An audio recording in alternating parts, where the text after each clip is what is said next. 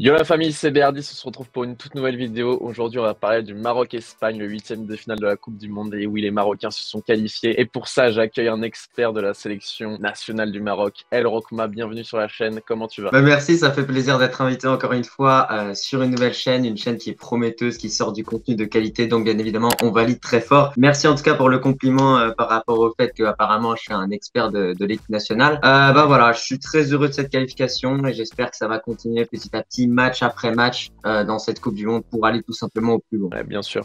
Donc voilà la famille, si vous voulez vous abonner à sa chaîne, je vous la mets à l'écran, 7200 abonnés, il est en pleine progression. Un petit crack de YouTube la famille, tu fais aussi des vidéos sur le football africain, etc.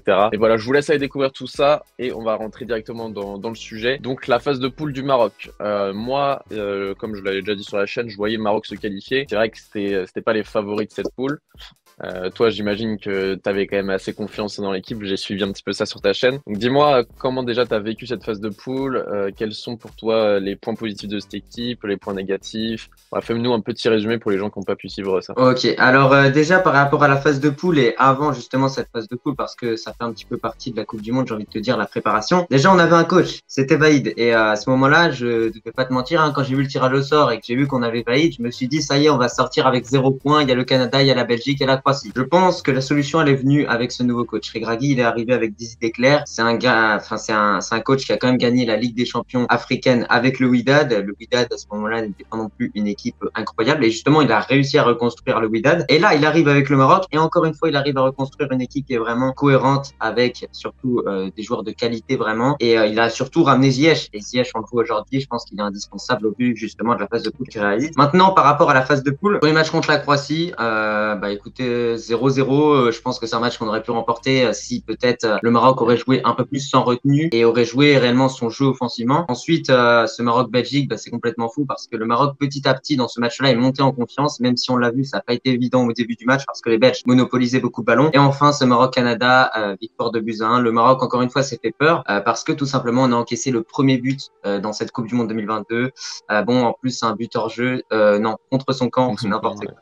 Et voilà, c'est dommage parce que derrière, défensivement, moi je pense que c'est grâce à cet aspect-là, justement l'aspect défensif, que le Maroc aujourd'hui a réalisé une grosse phase de poule tout simplement. C'est vraiment la défense et aussi offensivement, bien évidemment, il y a du travail, mais c'est en majorité la défense qui a plus apporté. Je suis d'accord, l'animation défensive, forcément ça part de la défense avec ce Aguerd, Saïs, cette belle charnière, mais c'est vraiment toute l'équipe, les 11 joueurs sur le terrain. Pour moi, il y a vraiment une belle animation défensive, c'est vraiment des guerriers. Et j'ai une petite question parce que je l'ai pas en tête et je me dis que peut-être que les gens qui nous regardent auront cette question aussi. Votre coach là, il est arrivé quand? C'était juste avant la Coupe du Monde ou ça fait quelques mois déjà? Walid Regragui, il est arrivé déjà en septembre, aux alentours de septembre. Je crois que c'est l'officialisation, elle s'est fait vers août à peu près, hein, pour être précis. Ok, parfait. Et donc pour revenir sur cette phase de poule, moi en tant que Français, tu connais la rivalité avec les Belges, donc moi ça me fait quand même sourire de voir les Belges sortir, surtout quand c'est pour laisser la place au Maroc, où on sait qu'en France il y a beaucoup de Marocains, tu vois, donc ça fait plaisir. Mais ouais, c'est sûr que la défense, pour revenir à ce sujet-là, je pense notamment, tu vois, en tant que fan parisien, je pense à Hakimi qui fait une très belle phase de poule, alors qu'il fait pas la meilleure saison de sa carrière, donc là déjà ça fait plaisir. Mais le seul but que vous prenez, c'est un contre son camp. Et moi, comme j'en parlais dans mon débrief, pour moi, c'est un point positif. C'est-à-dire que les équipes ont tellement du mal à vous marquer de but que pour vous en marquer, limite, il faut qu'il y ait un petit coup de billard entre Aguerd et Bono. Forcément, moi, je trouve que vous avez une très belle défense et je pense que vous pouvez aller loin. Et après, battre l'Espagne, on va voir, on va en reparler par la suite. Mais en tout cas, c'est un très bon point, votre défense. Ouais, tu l'as bien dit de façon générale. Après, Hakimi, hier, hein, sur le but, il est quand même un petit peu fautif, hein. Je trouve que de façon générale, le Maroc, quand ils ont mené 2-0, à chaque fois, on le sait, hein, ça relève un peu plus le pied. Ça joue un peu plus en dribble, ça joue plus à l'aise, ça fait le jeu un petit peu brésilien dans les rues de Casa, de Rabat ou etc. C'est plus tranquille. Et voilà, justement, il y a les trois à l'aise, il s'est pris un grand pont, puis ensuite, voilà, on se prend ce but-là. Et justement, c'est un point positif au final, j'ai envie de te dire, parce que ce but-là, au final, il intervient maintenant, mais du coup, maintenant, les joueurs vont savoir mentalement comment un petit peu réagir par rapport à cela, même s'ils n'ont pas bien réagi contre le Canada, parce qu'on a pris ce but-là. Et derrière, on a clairement défendu durant le restant du match. Et je pense pas que c'était dans les plans, ça, à la base. Et je pense qu'aussi, ça a été une consigne qui a été mise en place par le coach de défendre lors de la deuxième période parce que sinon, on aurait été carrément plus haut et on l'a vu lors de la première période. Après, je pense qu'il y a aussi une certaine fatigue, hein, parce que quand tu défends pendant 70 minutes contre la Croatie, non, 60 minutes. Ensuite, contre la Belgique, je vais dire 45. Donc, c'est compliqué au bout d'un moment, ça commence à s'accumuler, mais en tout cas, comme tu l'as bien souligné, les quatre défenseurs, ouais, vraiment, ont été bons, mais surtout aussi les milieux, parce que le Maroc, en fait, ce qui est vraiment très positif au niveau du système défensif, c'est qu'on a un 4-1-4-1. C'est un dispositif ambitieux parce en une seule passe, on peut se faire casser une ligne, mais s'il est bien exécuté, vraiment que les deux milieux à chaque fois ils reviennent à fond, Amala et Ounahi, ça peut porter ses fruits. Exactement, et 4-1-4-1, c'est un dispositif où le numéro 6 c'est super important et ça, vous le faites très bien. Maintenant, on va parler un petit peu de l'Espagne, on parlait du match Maroc-Espagne. L'Espagne, du coup, qui finit deuxième de sa phase de poule, c'est un petit peu une surprise parce que ils ont commencé le tournoi en gagnant 7-0 face au Costa Rica, donc un score qu'on voit pas souvent en Coupe du Monde. Puis après, match nul face à l'Allemagne un partout et une défaite 2-1 face au Japon. Alors, il y a une rumeur, moi je vais te dire directement, j'y crois pas beaucoup, mais il y a une rumeur qui dirait que l'Espagne a fait exprès de pas vraiment jouer le match à 100% pour pouvoir jouer le Maroc en huitième plutôt que la Croatie. Moi j'y crois pas tout simplement parce que j'ai vu le match et Luis Enrique était totalement en panique à un moment pendant 5-10 minutes, il a fait rentrer un quatrième attaquant à la 60e. Donc j'y crois pas, mais je trouve que cette rumeur elle manque un peu de respect au Maroc puisque moi je vois pas le Maroc sauter l'Espagne. Donc toi, qu'est-ce que t'en penses de cette rumeur par exemple? Bah, je suis tout à fait d'accord par rapport à ça avec toi. Pour moi, de façon générale, quand même, les joueurs, ils ont une certaine fierté et au bout d'un moment, ils gagnent de l'argent en jouant au football. Ils vont pas faire exprès de, en quelque sorte, perdre pour tomber avec le Maroc. Parce que clairement, entre l'Espagne et la Croatie, je pense que peut-être l'Espagne est meilleure. Mais je pense que actuellement, hein, au vu de notre statut, on a quand même fini premier du groupe. Dans un groupe où tout le monde nous voyait finir avec 0 points en tant que dernier. Et je te jure, j'ai vu ça sur des comptes Instagram, mais c'est honteux, quoi. À quel moment, avec l'équipe qu'on a, on peut finir dernier de ce groupe-là. Donc voilà, je trouve que c'est un manque de respect, en tout cas, si l'Espagne a pensé comme ça. Et dans tous les cas, je pense que dans ce mondial, quand vraiment tu regardes toutes les équipes, je pense que le Maroc fait largement partie du top 5 des meilleures équipes depuis le début de la compétition. Ouais, je suis d'accord. Pour moi, le Maroc, de base, c'était pas un des favoris, forcément, parce que le Maroc, c'est pas une grande nation de football, sans manquer de respect au pays en lui-même. Mais, par exemple, ils n'ont jamais gagné de Coupe du Monde. Mais là, quand on les voit jouer, si tu fais un bilan des trois premiers matchs, t'es obligé de mettre le Maroc dans les, ouais, je sais pas, peut-être 5 meilleures équipes de cette Coupe du Monde. Et si c'était le Brésil ou l'Argentine qui jouerait comme le Maroc, tout le monde dirait que c'est les favoris, selon moi. C'est Puis ça. après, le Maroc, peut-être le manque d'expérience, c'est vraiment le point faible. Mais en tout cas, c'est une très belle équipe. Et donc, toi, pour ce Maroc-Espagne, passons à ce qui nous intéresse vraiment, là, ce huitième de finale de Coupe du Monde. Comment tu le sens? Parce que faut savoir qu'il y avait eu un Maroc-Espagne en 2014 ou 2018? 2018, si je dis pas de bêtises. En phase de poule. Et ça avait mal tourné pour vous. Je crois qu'il y avait des petites erreurs d'arbitrage, un petit scandale, Ah etc. oui, Donc, comment tu le laisse sens, toi, ce tomber, hein. match-là?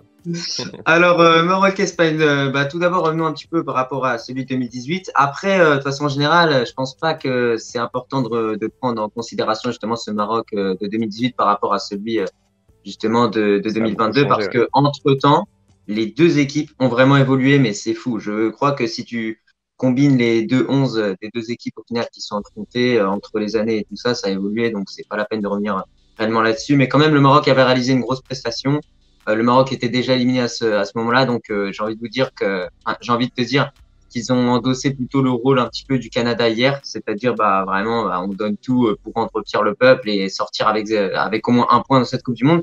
C'est Mhm. chose faite parce qu'on a fait 2-2, mais dans ce match-là, oui, il y a eu des erreurs d'arbitrage comme tout au long de cette Coupe du Monde 2018. D'ailleurs, c'est flagrant. Hier, on a failli se faire voler contre le Canada quand même. T'imagines s'ils égalisent et que le but du 3-1 il est refusé, enfin le but du 3-1 ou je sais plus.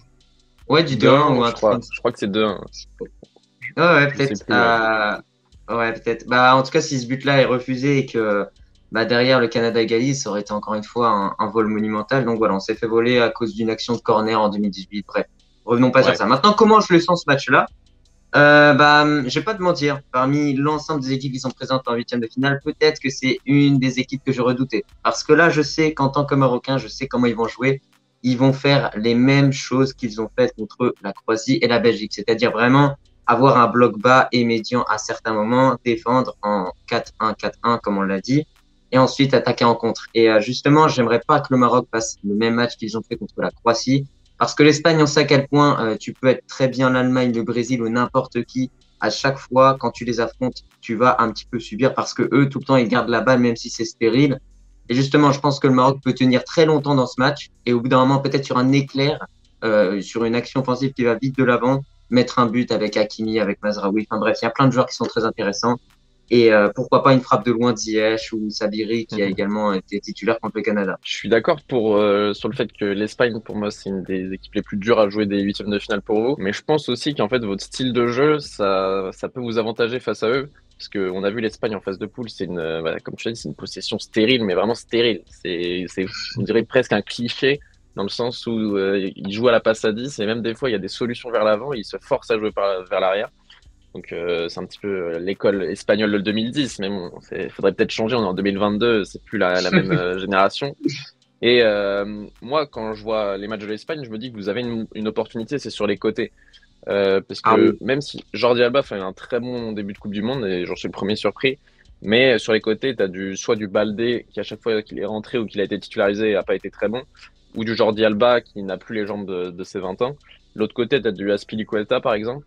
Donc je pense que Ouh, pas avec des mal. Ziyech, Hakimi, Mazraoui de l'autre côté, je pense que tu as quelque chose à faire, tu vois. Et Ziyech, quand il rentre intérieur et qu'il laisse le côté droit à Hakimi, je pense vraiment que ça peut faire mal face à une Espagne qui joue peut-être un peu trop haut par moment. Donc moi, tu vois, je pense que je vais mettre une petite pièce sur le Maroc. Tu vois, je sens bien la qualif du Maroc, peut-être en prolongation, peut-être au tir au but, mais je sens une équipe pleine de caractère et que si ça, Mm. on va dire, avec un peu de chance, si c'est vraiment un bon jour, t'as les 11 guerriers sur le terrain, je pense que le Maroc peut faire quelque chose, une victoire 1-0 avec un grand match de Bono ou je ne sais quoi, tu vois. Ouais, bah, par rapport à l'aspect que tu as relevé sur les côtés, justement, je suis totalement d'accord. Et ça, c'est pas forcément quelque chose que j'avais relevé quand j'ai vu qu'on allait affronter l'Espagne. J'ai pas forcément regardé les latéraux. Après, sur le côté gauche, c'est peut-être là où ça va poser problème pour le Maroc, justement, parce que on l'a vu depuis le début de la compétition, Bouffal, je vais pas te mentir, sincèrement, il est un petit peu bof. En tout cas, moi, en tant que Marocain, il me déçoit parce que lors des matchs amicaux contre le Chili, il arrive, il t'en dribble trois d'un coup, et là ensuite contre la Croatie, il te fait pas un seul dribble parce que tout simplement il a peur et que c'est la Coupe du Monde. Et face au Canada, Bouffal face au Canada, il fait un moment, je sais pas si tu te rappelles, il y a un centre en retrait et il te fait un contrôle derrière la jambe dans la pleine surface. Et je crois que c'est peut-être Ouais, Mazraoui je sais plus qui tire derrière lui. Mais tu vois, sur ce dribble-là, je me suis dit, ouais, même Bouffal, quand il est un petit peu en dessous, il a toujours cette étincelle où c'est comme les mecs comme Ben Arfa et tout, c'est les virtuoses, où même quand ils sont pas bons, ils peuvent toujours te mettre un geste qui va changer le cours d'un match. Donc je sais pas s'il va être titulaire face à l'Espagne, mais moi en tout cas, j'espère pour vous. après, sincèrement, quand on voit les entrées que Aboukhlal fait, hein, donc le joueur de Toulouse qui, depuis le début de la saison, est vraiment très performant avec cette équipe, avec beaucoup de buts, de passes décisives. Et d'ailleurs, j'en suis le premier surpris parce que, sincèrement, pour un joueur qui vient d'Eurodivisie, venir en Ligue 1 comme ça et performer comme ça, c'est exceptionnel. Surtout, c'est un joueur qui est très polyvalent, capable de jouer attaquant droit, attaquant gauche, même défenseur gauche. Et d'ailleurs, justement, le problème pour le Maroc à gauche, en plus des contre-performances, en quelque sorte, hein, bien évidemment, de Bouffal parce qu'il n'est pas non plus mauvais, c'est surtout Mazraoui. Mazraoui est un défenseur gauche, enfin est un défenseur droit à la base. Il évolue au poste de défenseur gauche, c'est un droitier. Et justement, à certains moments, on voit qu'il se projette pas trop vers l'avant. On voit que c'est compliqué dans les contrôles, dans les ballons, etc. Au niveau des touches même, il fait quelques erreurs parfois. Bon, on le voit clairement, c'est le plus mec de l'équipe. Il a pas le plus de force. Moi, je pense que peut-être, justement, dans ce match-là, on peut commencer avec Mazraoui. Et lorsqu'en seconde période, ça se libère un peu plus et qu'il y a plus d'espace pour les Marocains devant parce que l'Espagne commence à s'énerver et veut attaquer plus, là, à ce moment-là, il faut faire entrer le joueur du Wydad, Atiatadla, qui est un très bon défenseur gauche. Ses entrées m'ont vraiment surpris. De base, je suis un Ouais. Rajaoui, donc le club rival du Wydad. Mais sincèrement, il faut l'admettre, Atiatadla est vraiment très bon et offensivement, c'est un gars qui fonce tête baissée. Il se pose pas de questions, il a peur de personne et il joue juste son football, quoi. Je suis d'accord, ouais, ces entrées, elles m'ont bien convaincu. Moi, je te cache pas que c'était pas un joueur que je connaissais beaucoup. Et sur les 3 matchs, j'ai bien aimé aussi. Donc, pour finir, alors, Okma, avant de clôturer cette vidéo et avant que tous mes abonnés aillent voir ta chaîne, prends ton courage aux deux mains et donne-nous un pronostic pour cette rencontre. Alors, c'est compliqué hein, de donner un pronostic sur cette rencontre, justement, Maroc-Espagne. Maintenant, on l'a dit, moi j'ai envie d'y croire en tant que Marocain. On a une défense solide, on a la chance d'avoir ça. Ça faisait plusieurs années qu'on n'avait pas forcément la défense la plus rassurante du monde. Et là, ça y est, on voit que c'est en train de payer le travail qui a été fait depuis un moment parce que aujourd'hui, si le Maroc est à ce niveau-là, c'est que depuis tant d'années, il y a beaucoup de travail qui est fait et c'est amplement mérité. Et en tout cas, j'en suis très fier. Du coup, maintenant, pour ce Maroc-Espagne, moi, je vois un match qui va être serré parce que tout simplement, l'Espagne va sûrement dominer. Maintenant, je verrai un match qui serait plutôt vraiment très, très, très similaire à celui que l'on a vu contre la Belgique. C'est-à-dire que le Maroc va subir, mais pas forcément énormément. Et du coup, le Maroc en compte peut faire mal. C'est pour ça que je vois une victoire 1-0, mais c'est pour ça que Ça va Ok, être un match il a serré. porté ses couilles, les gars, on l'applaudit, il a porté ses couilles, c'est ça.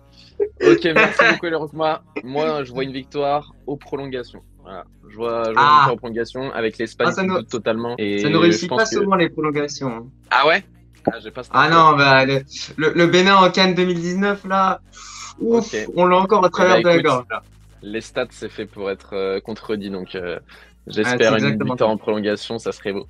Donc voilà, la famille, n'hésitez pas à aller vous abonner à la chaîne d'El Rockma. Merci d'être venu, El Rockma, pour Merci. ton expertise sur le Maroc. Ça fait toujours plaisir d'avoir des mecs qui ont la passion de leur équipe comme toi. Donc allez le follow, les gars. Il est jeune, il se lance dans YouTube depuis 1 an, 2 ans.